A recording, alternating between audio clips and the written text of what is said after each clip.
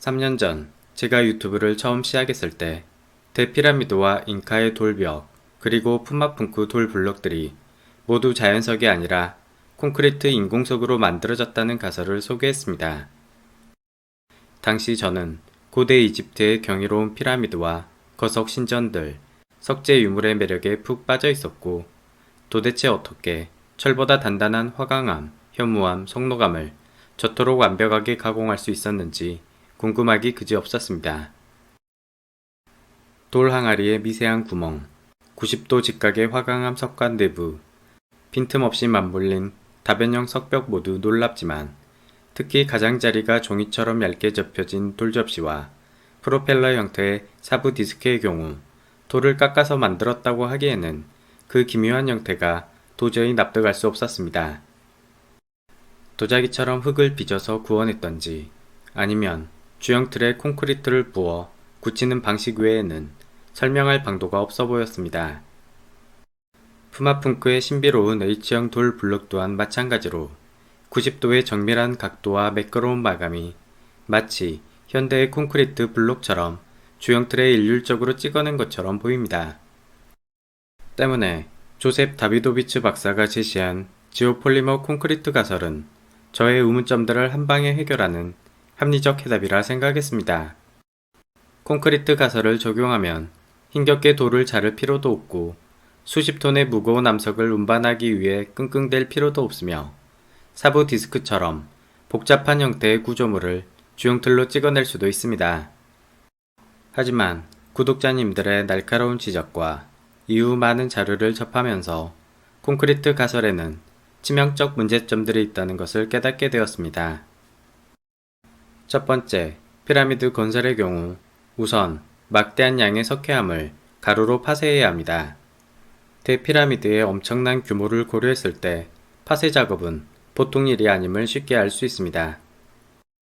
현대 건축은 강력한 철근 뼈대 위에 소량의 콘크리트로 덮어 생활 공간을 창출하는 효율성을 갖지만 피라미드는 암석으로 가득 찬 구조라서 콘크리트가 오히려 비효율적입니다. 그리고 콘크리트를 혼합하기 위해선 많은 물을 필요로 하며 양생에 통상 4주의 시간이 소비되어 공사기간 측면에서도 이점이 없습니다.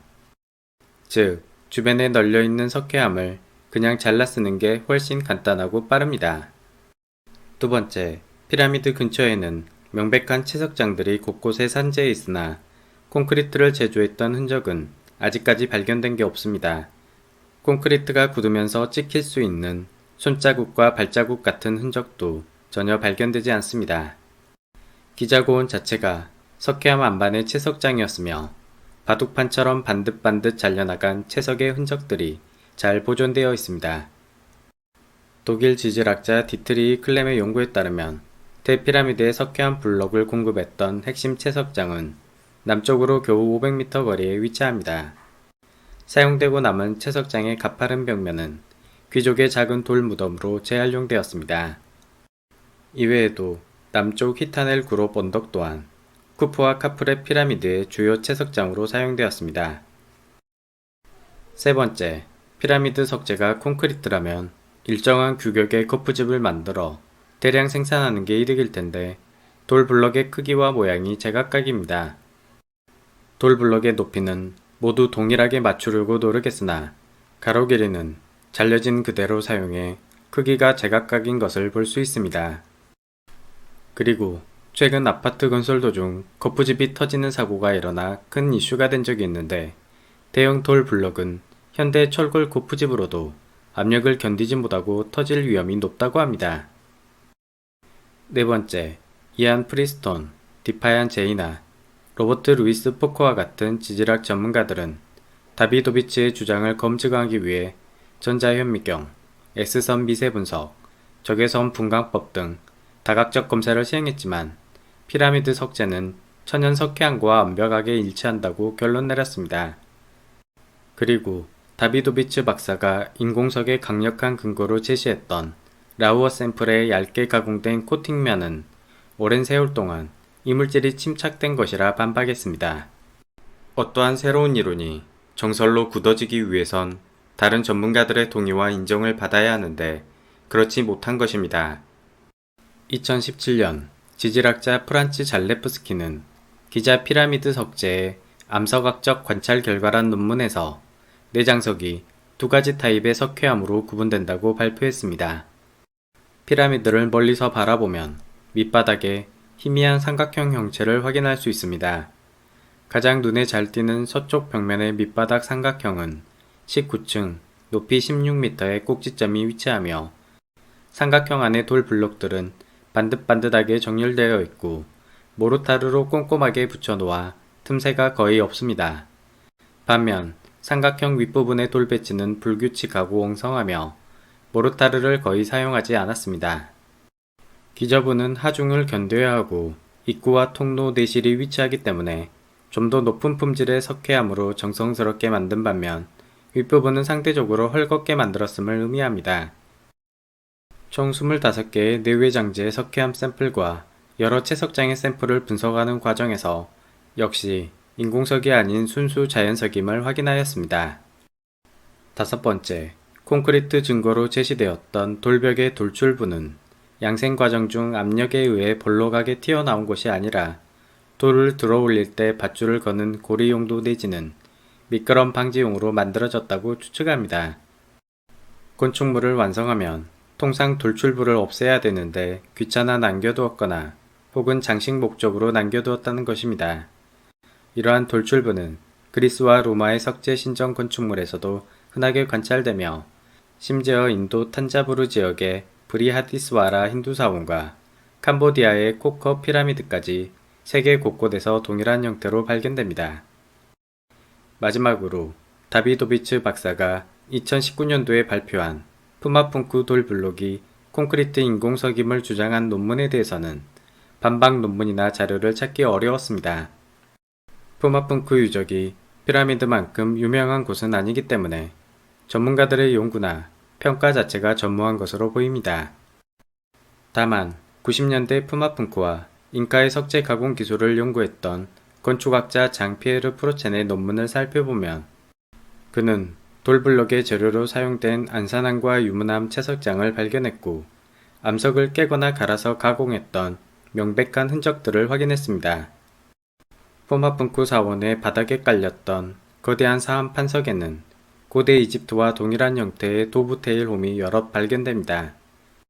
도브테일 홈에는 판석과 판석을 고정하기 위해 총동 클램프가 끼워졌으며 구리 88%, 비소 6%, 니켈 6%가 혼합된 합금으로 상당히 단단했습니다. 석재를 가공하는 과정 중 많은 양의 물과 연마제 가루, 그리고 수많은 파편이 튀기 때문에 판석 바닥은 미끄러운 진흙탕처럼 변하게 됩니다. 따라서 도브테일의 클램프는 판석 위에 놓여진 돌 블럭들이 미끄러지는 것을 막고 속조 건축물의 비틀림 옥차를 방지하기 위한 목적으로 사용했을 것이라 추정합니다. 푸마푼쿠 석재 일부에서는 1mm 두께의 얇은 모르타르 코팅층이 확인되었으며 고대 이집트와 남미의 석공들 모두 석재 블록을 단단하게 붙이기 위한 접착용 모르타르를 활용했음을 알 수 있습니다. 잉카의 건축물에 사용된 암석은 주로 유문암과 안산암, 규산질 석회암으로 쿠스코 근교의 알카 빅토리아, 루미콜카, 카치카타 채석장에서 채석되었습니다. 채석장은 주로 강과 도로를 끼고 있는 산 언덕 중턱에 위치하며 채석된 암석은 언덕 밑으로 끌고 내려간 후 뗏목에 싣고 목적지로 이동시켰습니다. 운반 도중 버려진 돌들이 곳곳에서 발견되며 현지어로 피에드라 칸사다스, 잠자는 돌이라 불립니다. 잉카 돌벽의 유려하고 부드러운 곡선, 숟가락으로 떠먹은 듯한 수쿰 마크 때문에 마치 부드러운 반죽을 빚어 만든 것처럼 착각을 불러일으키지만 거푸집을 이용해 다면체의 복잡한 형태로 콘크리트를 굳힌다는 것은 상식적으로 불가능에 가깝습니다. 즉, 잉카의 석벽 또한 인공석일 확률은 극히 희박합니다. 이처럼 여러 이유들 때문에 저는 피라미드와 잉카 석벽의 콘크리트 가설은 잘못되었다고 95% 정도 결론 내리게 되었습니다.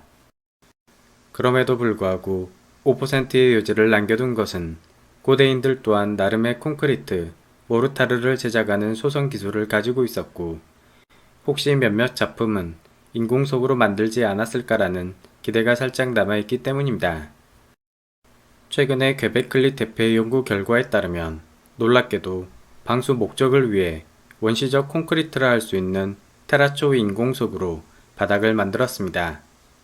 퀘베클리 테페 근처의 카유누 테페시 유적에서도 사각형 콘크리트에 테라초 바닥을 명확하게 확인할 수 있습니다. 인공석의 기온이 12,000년 전까지 거슬러 올라간다는 점이 정말 놀랍습니다. 워낙 납득하기 어려운 고대 석재 가공 기술력을 어떻게든 설명하기 위해 콘크리트 가설 외에도 기상천외한 주장들이 제시되곤 합니다. 소리굽새의 형태의 초음파 생성 절단기를 사용해 암석을 잘랐을 것이란 주장, 아르키메데스의 태양 고울처럼 햇빛을 모아 고온으로 암석을 녹이는 멜팅 기술을 사용했을 것이란 주장, 혹은 강산성의 황철석 진흙과 황화물 산화 박테리아를 사용해 암석 표면을 물렁하게 만드는 연화 기술을 주장한 헬무트 트리비추 교수의 가설도 있습니다. 하지만 이러한 가설들은 현대의 최첨단 기술의 관점이 반영된 억지스러운 주장이라고 생각됩니다. 저는 가급적 단순하고 회의적인 시각에서 문제를 바라보고자 하며 믿기 어려운 주장들이 남발되는 주된 이유를 크게 두 가지 선입견에서 찾고 싶습니다. 첫 번째 선입견은 단단한 돌을 자르기 위해서는 돌보다 훨씬 단단한 물질을 사용해야 한다는 생각입니다. 현대의 석재 공장에서는 초대형 강철합금 톱날과 절삭기를 사용해 빠르고 정밀하게 화강암을 잘라냅니다. 하지만 돌을 가공하는데 반드시 강철 합금이나 다이아몬드가 필요하진 않으며 심지어 물방울도 긴 세월이 흐르면 돌을 움푹 파이게 만들 수 있습니다. 의외로 고대 석재 가공의 핵심 원리는 너무나 단순합니다. 돌로 돌을 때리고 돌로 돌을 갈아낸다입니다. 돌로 돌을 때린다는 구석기 뗀석기의 원리이고 돌로 돌을 갈아낸다는 신석기 간석기의 원리이기도 합니다. 무려 250만 년 전 가장 초창기 인류에 해당하는 호모 하빌리스는 현대인보다 내용량이 반밖에 되지 않았지만 그들은 석기를 제작했습니다. 돌과 돌을 두들기고 깨뜨려 원시적 돌도끼와 돌칼을 만들어냈고 이들은 점차 강력한 사냥꾼으로 변모해 나갔습니다. 150만 년 전 호모 에렉투스가 나타나 최초로 불을 사용하기 이전부터 이미 돌을 다루었던 것입니다. 석재 가공은 인류 진화의 트리거, 촉발점이라 말할 수 있을 정도입니다. 우리는 더 이상 돌과 돌을 두들기거나 갈아야 할 일이 전혀 없기 때문에 그 느낌을 완전히 잊어버렸습니다. 하지만 고대인들에게 돌은 너무나 익숙한 재료이자 도구였을 것입니다. 두 번째 선입견은 과거 노동자들에게 가해졌던 가혹한 노동력의 강도와 규모를 선뜻 마음으로 받아들이기 어렵다는 점입니다. 현대인의 관점에서 고통을 감수하며 돌을 깨트리고 연마하는 행위가 매우 야만적이고 비효율적으로 느껴지기 때문에 좀 더 인간적이고 편안하며 세련된 기술적 해답을 찾게 되는 것입니다. 하지만 몸을 상하게 만드는 고된 석재 가공 작업이 고대인에게는 남성의 당연한 의무이자 평범하고 일상적인 작업으로 여겨졌을 것입니다. 무수히 많은 노동자들의 피와 뼈, 살점이 갈려지는 고행의 과정을 우리는 확인할 길이 없고 남겨진 결과물만을 바라보기 때문에 경이로움과 함께 당혹스러움을 동시에 느끼게 되는 것입니다. 수많은 노동자들의 반복적인 육체 노동으로 불가능은 없다는 게 제 생각이며 인간의 노동력으로 이룩할 수 있는 최정점을 바로 피라미드가 증명하고 있습니다. 물론 작업을 수월하고 정밀하게 만드는 석공들의 전문적 기술과 요령, 팁은 분명히 존재했을 것입니다. 또한 예술성 높은 석재 작품과 건축물을 제작하는 전문 석공들은 예술가이자 기술자로서 높은 대우를 받았을 것이 분명합니다. 아직 그들의 기술과 요령을 모두 알 수는 없지만 다음 영상에서는 학자들이 재현해낸 몇몇 석재 가공법들을 자세히 살펴보겠습니다. 끝까지 시청해주셔서 감사합니다.